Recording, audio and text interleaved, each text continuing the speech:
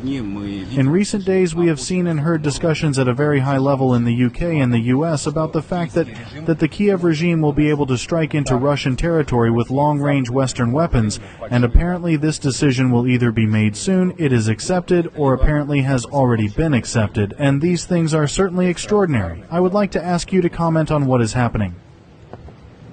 There is an attempt to substitute concepts, because it is not about permission or prohibition. The Kiev regime strikes the territory. It is already dealing the damage with the help of unmanned aerial vehicles and other means.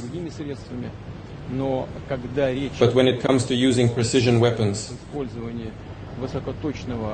long-range Western production,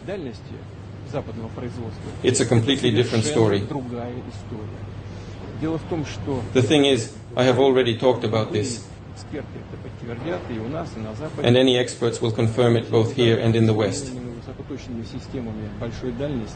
To strike with modern long-range precision systems of Western production. The Ukrainian army is unable, it cannot do this. This is only possible using satellite intelligence that Ukraine does not possess. These data are only from European Union satellites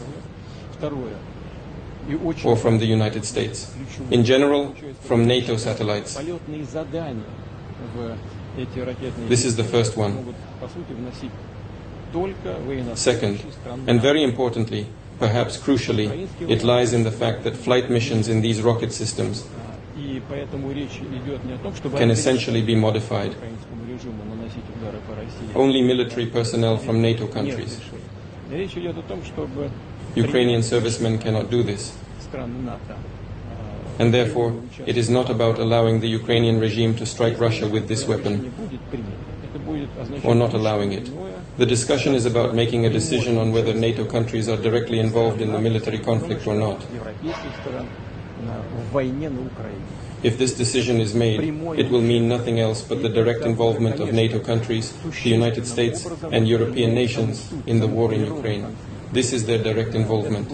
And this, of course, significantly changes the very essence, the very nature of the conflict.